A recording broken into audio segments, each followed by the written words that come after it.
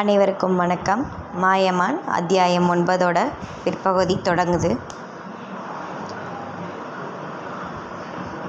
ஐயோ என்றவளது விழிகள் கலங்கி போனது. எனக்கு தான் ஒன்றும் ஆகலையே புள்ள. அவளது கலக்கம் கண்டு அவன் ஆறுதலாக புன்னகைத்தான். அப்படி மட்டும் ஏதாவது ஒன்று ஆகியிருந்தா? அவளது கலக்கம் தீரலை.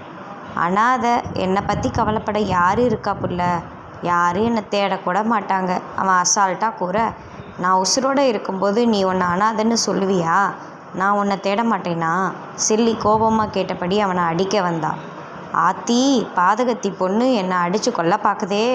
மாமோய், இந்த அநியாயத்தை நீ தட்டி கேட்க மாட்டியா என்று அவன் அலறி கொண்டு வெளியில் ஓட, நான் தட்டி கேட்குறேன்டா என்றவள் அவனை துரத்தி கொண்டு ஓடினாள். இருவரது நட்பையும் புன்னகையுடன் பார்த்தபடி அமர்ந்திருந்தார் காளி. அப்போது ராசையா கூறிய வார்த்தைகள் அவரது காதுகளில் ஒலித்தது. கள்ளமில்லாத வெள்ள மனசு கொண்ட பிள்ளையை பார்த்து உன்னால் எப்படி சந்தேகப்பட முடிஞ்சது ராசையா? சந்தேகம் தீரா உயிர்கொல்லி நோய் ராசையா என்று முணுமுணுத்து கொண்டவர் ராசையாவுடனான செல்லியின் திருமண பேச்சை அப்போதே முறித்து விட்டார். மகளை நன்கு புரிந்து கொண்டவனுக்கே அவளை கட்டி கொடுக்க வேண்டும் என்று அவர் முடிவு எடுத்து விட்டார். டே வீரா, நில்லு! நண்பனை துரத்தி கொண்டு ஓடி வந்த செல்லி எதன் மீதோ மோதி நின்றாள். இங்கன மரம் கூட கிடையாதே என்று நினைத்தபடி நிமிர்ந்தவள் அங்கு நின்றிருந்த செந்தில்குமாரை கண்டு திகைத்தாள். அத்தியாயம் 9 முற்று பெற்றது. அத்தியாயம் 10. பொதுவாக அவர்களது காட்டுக்கு அந்நிய மனிதர்கள் அவ்வளவாக வருவது கிடையாது. அப்படியே வந்தாலும் மருத்துவம் பார்ப்பதற்காக மட்டுமே இருக்கும். அவர்களுக்கும் மாயம்மன் அம்மன் கோயில் வரதான் அனுமதி இருக்குது. அதுக்கு மேலே வருவதற்கு அவங்களுக்கு அனுமதி இல்லை. அதை நினைத்தபடி பார்த்திருந்தவள் பின்பு மாப்பு கேட்டுக்கிடதே சாமி என்று அவனிடம் மன்னிப்பு கேட்டவள் மீண்டும் தனது நண்பனை துரத்தி கொண்டு ஓடினாள். ச்சே! அருவருப்புடன் தனது சட்டையை உதறி விட்டு கொண்டான் செந்தில்குமார். ஏனெனில் செல்லி முகத்தில் பூசியிருந்த மஞ்சள் அவனது சட்டையில் லேசாக ஒட்டி கொண்டது. அதிலும் அவன் சாதி அந்தஸ்து பார்ப்பவன். கந்தனின் இரத்தம் அவனது உடம்பிலும் ஓடுகிறதே, அதை மாற்ற யாராலும் முடியாது. காட்டை சுற்றி திரிந்து கொண்டிருந்தவனை அந்த மக்கள் அவர்களது தலைவனான காளியிடம் அழைத்து வந்தனர். காளி அவனை ஏற இறங்க பார்த்தார். பார்ப்பதற்கு படித்து பதவிசாக இருக்கும் இந்த இளைஞனுக்கு வனத்தில் என்ன வேலை? அவர் சிந்தனையுடன் அவனை பார்த்தார். பார்த்தா படித்த பிள்ளை மாதிரி இருக்கீங்க, உமக்கு இங்கே என்ன வேலையா? என் படிப்பு சம்பந்தமாக இங்கே வந்தேயா? பணிவுடன் கூறினான் செந்தில்குமார். படிப்பா? அப்படி ஒரு படிப்பு இருக்கா சாமி? செந்தில்குமார் தனது மருத்துவ படிப்பை பற்றி சொல்ல வந்தவன் பின்பு என்ன நினைத்தானோ அதை பற்றி சொல்லாது விடுத்து, காட்டு விலங்குகள் பற்றி ஒரு ஆராய்ச்சி கட்டுரை எழுதிட்டு இருக்கேன், அதுக்காக வந்திருக்கேன். இதுக்கு நீங்கள் தான் உதவி பண்ணணும். இது போல் சிலர் இங்கே வந்து தங்கி இவங்களோட வாழ்க்கை முறையை பற்றி ஆராய்ச்சி செய்துவிட்டு போவது வழமையான ஒன்று தான். அதனால் காளி அவன் தங்குவதற்கு சம்மதித்தார். அவர்களது குடிசைக்கு பக்கத்திலேயே அவனுக்கும் குடில் அமைத்து கொடுக்கப்பட்டது. செந்தில்குமார் பெண்கள் விஷயத்தில் மிகவும் கவனமாக இருப்பவன். அவன் வந்த நோக்கம் வேறு. அதனால் அவன் தனது கடைக்கண் பார்வையை கூட பெண்கள் மீது திருப்பவில்லை. அதைவிட காட்டு பெண்களை அவன் தனக்கு சமமாக எண்ணவும் இல்லை. அவனது இந்த கண்ணியமே அந்த மக்களிடம் அவனுக்கு நன்மதிப்பை பெற்றுத்தந்தது. மண்ணையும் பெண்ணையும் மதிப்பவர்கள் நல்லவர்களாக இருப்பார்கள் என்று அவர்கள் தப்பு கணக்கு போட்டுவிட்டனர். அவன் மண்ணையும் பெண்ணையும் மதிப்பவன் அல்ல, மிதிப்பவன் என்பதை அவர்கள் கால தாமதமாக கண்டு கொண்டனர். செந்தில்குமார் யாருக்கும் தெரியாது தனது மருத்துவ ஆராய்ச்சியை மேற்கொண்டான். ஆனால் அவனால் எதையும் கண்டுபிடிக்க முடியவில்லை. சிறு பச்சிலையை கூட அவனால் அடையாளம் காண முடியவில்லை. காளியும் செல்லியும் மட்டுமே மருத்துவம் பார்ப்பதை அவன் கண்டான். காளிக்கு எப்போதும் ஊர் பிரச்சனை பற்றி பஞ்சாயத்து இருந்து கொண்டே இருக்கும். அதனால் அந்த 16 வயது பாவைதான் மருத்துவம் பார்த்தாள். சிக்கலான விஷயங்களையும் அவள் லாவகத்துடன் கையாளுவதை கண்டு அவன் வியந்து போனான். மருத்துவரான அவன் கூட இதுவரை ஒரு பிரசவம் பார்த்ததில்லை. ஆனால் இந்த சின்ன பெண் சிக்கலான பிரசவத்தை அசால்ட்டாக கையாண்டு அவனுக்கு ஒரே ஆச்சரியமாக இருந்தது. அவள் ஒருத்தியே மருந்து அரைப்பது, மருத்துவம் பார்ப்பது என்று எல்லாம் செய்தாள். எப்போதேனும் வீராவை துணைக்கு அழைத்து கொள்வாள். அதற்கு காரணம் காளியின் அறிவுரை என்பதை அவன் அறிந்திருக்கவில்லை. இந்த மருத்துவம் வாழையடி வாழையாக நம்ம குலத்துக்கு மட்டுமே சொந்தமாக இருந்து வருது. எனக்கு அடுத்து நீ, அதுக்கு அடுத்து உன் பிள்ளைங்கன்னு போய்கிட்டே இருக்கணும் என்றவர், இதுக்காகவாவது நீ கல்யாணம் பண்ணிக்க செல்லி என்று மகளிடம் இறைஞ்சுவார். அதனால் தான் சித்த மருத்துவம் பற்றிய குறிப்புகள் மிகவும் இரகசியமாகவே இருந்தது. அன்று அவன் தனது குடிலின் வாசலில் அமர்ந்திருந்தபோது கர்ப்பிணி பெண்ணை அங்கே அழைத்து வந்தனர். கர்ப்பிணி பெண் வழியில் துடித்து கொண்டிருக்க அவளது உறவினர்கள் பதட்டத்துடன் இருந்தனர். என்ன விஷயமா வந்திருக்கீங்க என்று கேட்டபடி செல்லி கர்ப்பிணி பெண்ணின் நாடியை பற்றி பார்த்தாள். என்னன்னு தெரியல செல்லி, காலையில் எழுந்ததுலேருந்து வயிறு நோவுதுன்னு அழுதுகிட்டே இருக்கு. பெண்ணின் தாயார் கலக்கத்துடன் கூற, செல்லி அந்த பெண்ணின் வயிற்றை கை வைத்து பார்த்தவள் பின்பு புன்னகையுடன், வயிற்று புள்ள எசகு பிசகா திரும்பி இருக்கு, அதான் வலி என்றவள் உள்ளே சென்று தைல புட்டியை எடுத்து வந்தாள். முதல்ல கர்ப்பிணியின் புடவையை தளர்த்தியவள, பின்பு தைலத்தை எடுத்து அந்த பெண்ணின் பானை வயிற்றின் மீது ஊற்றி தனது கைகளை கொண்டு மெல்ல தடவி கொடுத்தாள். சிறிது சிறிதாக அழுத்தம் கொடுத்து வயிற்றில் குழந்தையை சரியான நிலைக்கு கொண்டு வந்தவள் பின்பு, இனி பிரசவம் வரைக்கும் கவலை இல்லை என்று கூறி சிரித்தாள். என்ன அதிசயம்! கர்ப்பிணி பெண் வலி மறைந்து சந்தோஷமாய் புன்னகை புரிந்தாள். எல்லோரும் நன்றி சொல்லிவிட்டு கிளம்பி செல்ல, செல்லி தனது வேலையை பார்க்க சென்றாள். எந்தவித பெருமையும் தலைக்கணமும் இல்லாத அந்த பெண்ணை செந்தில்குமார் ஆச்சரியமாக பார்த்தான். அவளிடம் ஏதோ அதிசயம் ஒளிந்திருப்பதாய் அவனுக்கு தோன்றியது. ஒரு நாள் அவன் மெல்ல செல்லியிடம் பேச்சு கொடுத்தான். பேச்சு அங்கே சுற்றி இங்கே சுற்றி கடைசியில் சித்த மருத்துவத்தில் வந்து நின்றது. நீயும் ரொம்ப சின்ன பொண்ணா இருக்க, உனக்கு எப்படி இதெல்லாம் தெரியும் என்று அவன் சாதாரணமாக வினவுவது போல வினவினான். எங்கள் அப்பார்கிட்ட இருந்து கற்றுக்கிட்டேன். உங்கப்பா? அவன் கேட்டதும் அவள் சுதாரித்து கொண்டு, அது ஐயோ அண்ணோய், சாப்பிட வந்திருக்கோம், வீட்டில் நான் இல்லைன்னா திட்டும் சாமி, நான் பிறகு பேசலாம் என்றவள் பதிலளிக்காது ஓடிவிட்டாள். அவன் சினத்துடன் அமர்ந்திருந்தான். அவனும் இங்கு வந்து 1 மாத காலமாகிவிட்டது. இன்னமும் அவன் சித்த மருத்துவம் பற்றி ஆவன்னா கூட அறிய முடியவில்லை. இப்படியே போனால் சரிப்பட்டு வராது என்று நினைத்தவன் ஒரு விபரீத முடிவுக்கு வந்தான். அதை செயலாற்ற அவனுக்கு சிறிது மனமில்லைதான். ஆனாலும் புகழுக்கும் பணத்துக்கும் ஆசை கொண்ட மனதோ அதற்கு முழு மனதாய் சம்மதித்தது. அதன் விளைவு அவன் செல்லியை தன் வசப்படுத்த நினைத்தான். ஆம், ஆண்டாண்டு காலமாய் ஆண் இனம் பெண்ணுக்கு துரோகம் செய்ய எடுக்கும் ஒரே ஆயுதமான காதலை அவன் தனது கையில் எடுத்தான். எதற்கும் படியாத பெண் காதலுக்கு பணிவது அவளது பலவீன மனதை காட்டுகிறதா? இல்லை, அன்புக்கு பணியும் அவளது இலகிய மனதை காட்டுகிறதா? ஏதோ ஒன்று. செந்தில்குமார் துரோகம் புரிய துணிந்து விட்டான். அதன் பிறகு அவன் செல்லியை பின்தொடர ஆரம்பித்தான். அதற்கு அடுத்து வந்த நாட்கள் அவளது ஒவ்வொரு விஷயமும் அவனுக்கு அத்துப்படியானது. அந்த சமயம் பார்த்து வீரா வெளியூர் பயணம் மேற்கொண்டது அவனுக்கு வசதியாய் போயிற்று. வீரா அவ்வப்போது சித்தர்களை தேடி சென்று விடுவான். அது அவனுக்கு பிடித்தமான ஒன்று. அதனால் யாரும் செந்தில்குமார் செல்லியின் பின் சுற்றுவதை கண்டுபிடிக்க முடியவில்லை. செல்லி நண்பன் இல்லாது தனியாக ஆற்றங்கரையில் தனியே அமர்ந்து சற்று தள்ளி தெரிந்த மலைமுகட்டினை பார்த்திருந்தாள். பச்சை வண்ண மலையின் மீது கிரீடம் வைத்தது போல சிவப்பு நிற பூக்கள் பூத்து அழகாக காட்சியளித்தது. அவளுக்கு அந்த காட்சியை பார்க்க பார்க்க தெவிட்டவில்லை. என்ன பார்த்துட்டு இருக்க செல்லி என்று கேட்டபடி அவளுக்கு அருகில் வந்தவன்தான் செந்தில்குமார். திடுமென ஒலித்த குரலில் திடுக்கிட்டு அவனை திரும்பி பார்த்தவள், சும்மாதான் என்று கூற, பொய் என்றவனை கண்டு அவள் விழித்தாள். அந்த சிவப்பு பூவை பார்த்துட்டு இருந்தியா, சரியா என்று கேட்கவும் அவளது விழிகள் ஆச்சரியத்துடன் அவனை பார்த்தது. உனக்கு அந்த பூ வேணுமா? முதல்ல வேண்டா என்று தலையை சேர்த்தவள் பின்பு வேண்டும் என்பது போல வேகமாய் தலையை ஆட்டினாள். நான் பறிச்சிட்டு வந்து கொடுக்கவா? நீங்களா? என்றவன், நான் பூவை பறிச்சிட்டு வந்து கொடுத்தா நீ எனக்கு என்ன கொடுப்ப என்று அவன் பேரம் பேச, என்ன வேணும்? அவள் அப்பாவியா கேட்க, அதை அப்போ சொல்கிறேன் என்று வசீகரமாக சிரித்தவன் எழுந்து சென்று விட்டான். அடுத்து வந்த 2 நாட்களில் செந்தில்குமாரை காணவில்லை.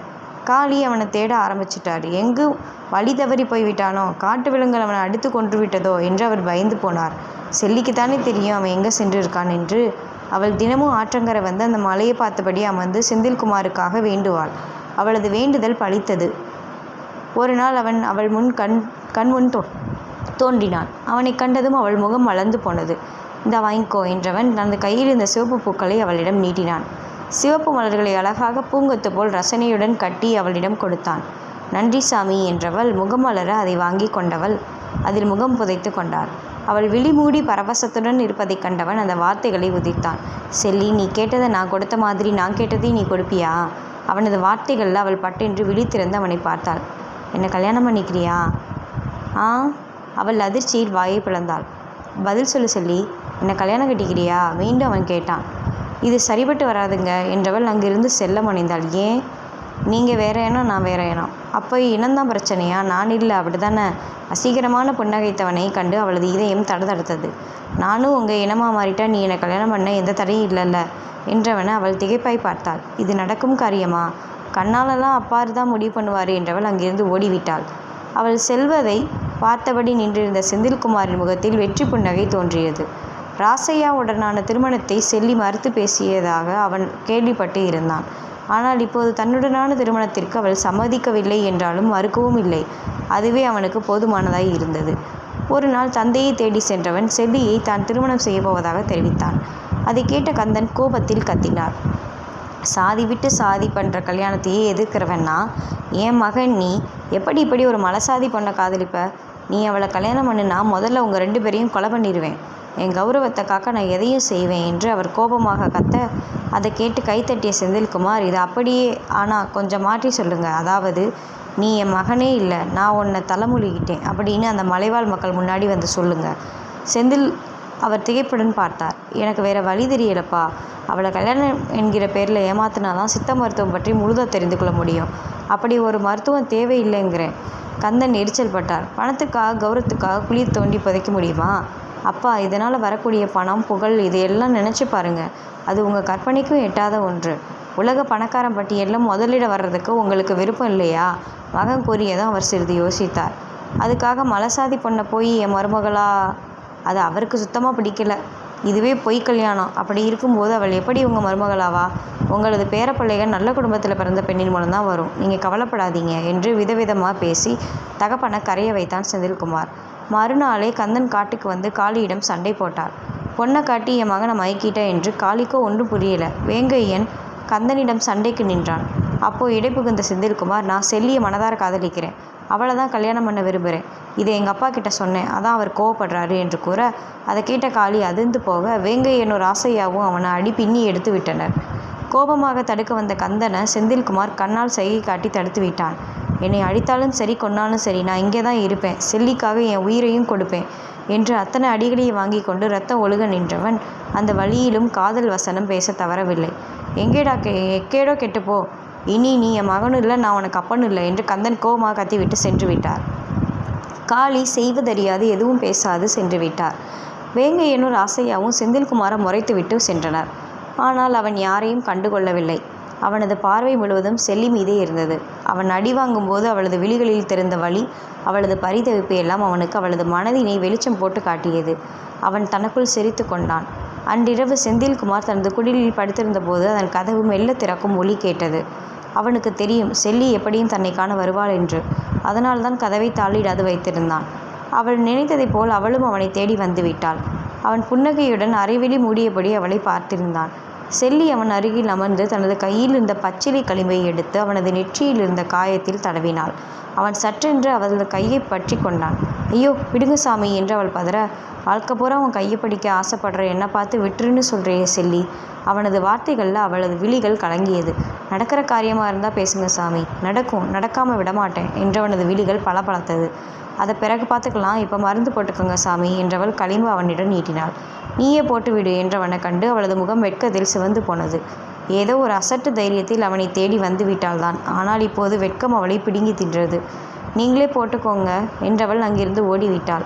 அவள் செல்வதை புன்னகையுடன் பார்த்திருந்தவனின் முகம் பிறகு ஒரு மாதிரியாய் மாறிப்போனது. அவளை தொட்ட தனது கையையும் அவள் தன்னை தொட்டு தனது நெற்றியும் தண்ணீரை ஊற்றி நன்றாக கழுவினான். அவள் தன்னை தொட்டதும் ஏதோ அவனுக்கு ரசிக்கவில்லை. இதுக்கே இப்படின்னா நாளை நீ அவனை திருமணம் செய்த பிறகு என்ன செய்ய போகிற? அவளது மனசாட்சி அவனை காரி துப்பியது. அவனோ செய்வதறியாது தலையை பிடித்து கொண்டான். செல்லியுடனான வாழ்க்கை அவனுக்கு உவமையை கொடுக்கும் தான். இருந்தாலும் முன்னே வைத்த காலை பின்ன வைக்க அவனுக்கு விருப்பமில்லை. அன்றிரவு பலத்த மழை கொட்டி தீர்ந்தது. காளி செல்லி இருந்த பகுதி சற்று மேடாக இருந்ததால் அங்கு தண்ணீர் தேங்கலை. மற்ற பகுதிகளில் நீரோட மட்டம் உயர்ந்து கொண்டே சென்றது. மலையில் சிக்கி உயிருக்கு போராடி கொண்டிருந்தவங்களும் மற்றவங்களை காப்பாற்ற தொடங்கினர். அவர்களோடு செந்தில்குமார் இணைந்து கொண்டான். அவன் தனது உயிரை துச்சமாக எண்ணி பல உயிர்களை காப்பாற்றினான். அப்போது ஒரு குடும்பம் மட்டும் வெள்ளத்தில் நடுவே மாட்டிக்கொண்டது. சுழித்து கொண்டு ஓடும் நீரில் செல்ல எல்லாருமே பயப்பட்டாங்க. ஒரு நொடியில் செந்தில்குமார் அடுத்த நொடி யோசிக்காது வெள்ளத்தில் குதித்து அவங்க அனைவரையுமே காப்பாற்றினான். தங்கள் இன மக்களுக்காக அவன் பாடுபட்டது கண்டு எல்லாருமே அவனை பாராட்டினாங்க. அவனை நாயகனாக கொண்டாடி மகிழ்ந்தாங்க. அவர்களில் ஒருவனை அவனை ஏற்றுக்கிட்டாங்க. அவனுக்கு இதுதானே வேணும். அவன் நினச்ச காரியம் கச்சிதமாக நிறைவேறிடுச்சு. செல்லியின் மனதெல்லாம் அவன் அழுத்தமாக பதிந்தான். ஊரே நாயகனாக கொண்டாடுற ஒருவனை தன் நாயகியாக கொண்டாடுவது கண்டு செல்லியின் மனதும் அவன் பால் மெல்ல சாய துவங்கியது. மகளின் விருப்பத்தை அறிந்த காளி அவளை செந்தில்குமாருக்கு திருமணம் செய்விக்க எண்ணினார். அதுக்கு வேங்கையனும் ராசையாவும் பயங்கரமாக எதிர்ப்பு தெரிவித்தாங்க. ஏன், அவருக்கு என்ன குறைச்சல்? நம்ம இனம் இல்லையே தவிர மற்றபடி நல்ல மனிதர். இதோ இப்போது அவரும் நம்ம இனத்தில் ஒருவராக கலந்துட்டாரு. செல்லியை மனதார விரும்புகிறார். அதை விட செல்லியும் அவரை விரும்புகிறா. எனக்கு செல்லியோட விருப்பம்தான் முக்கியம். முதல் முறையாக காளி தனது மகனை எதிர்த்து பேசினார். மலைவாழ் மக்கள் இதற்கு எதிர்ப்பு எதுவும் தெரிவிக்கவில்லை. ஏனெனில் அவர்கள் எல்லோரும் செந்தில்குமாரை தங்கள் வீட்டு பிள்ளையாக ஏற்றுக்கொண்டனர்.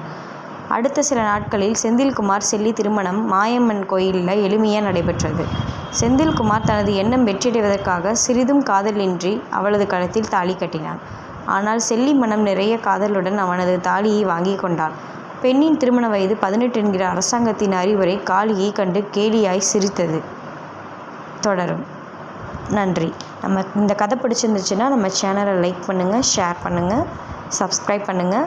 இது போல் நிறைய இன்ட்ரெஸ்டிங்கான ஸ்டோரிஸ்க்கு தொடர்ந்து கேட்குறதுக்கு நம்ம சேனலை ஃபாலோ பண்ணுங்கள். தேங்க்யூ.